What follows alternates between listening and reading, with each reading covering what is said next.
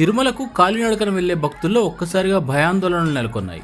అలిపిరి నడక మార్గంలోని లక్ష్మీ నరసింహస్వామి ఆలయ సమీపంలో శుక్రవారం రాత్రి చిరుత కనిపించింది. చిరుతను చూసిన భక్తులు భయంతో పరుగులు తీశారు.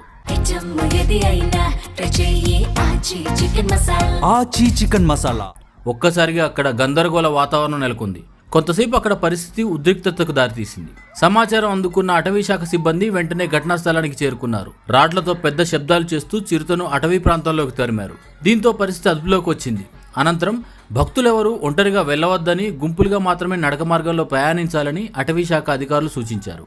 తిరుమల అటవీ ప్రాంతంలో అప్పుడప్పుడు చిరుతలు సంచరించడం కొత్త విషయం కాకపోయినా ఈసారి నడక మార్గానికి సమీపంలో కనిపించడంతో భక్తుల్లో ఆందోళన మరింత పెరిగింది.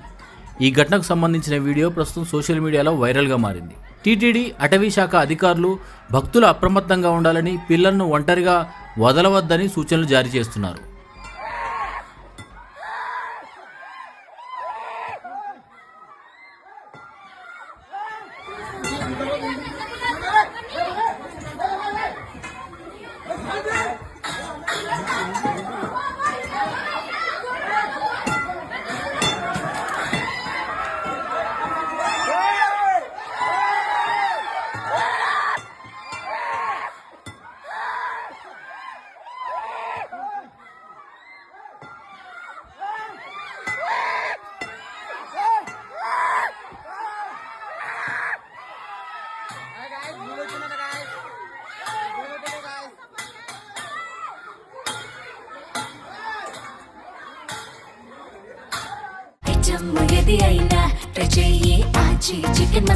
ఆచి చికెన్ మసాలా.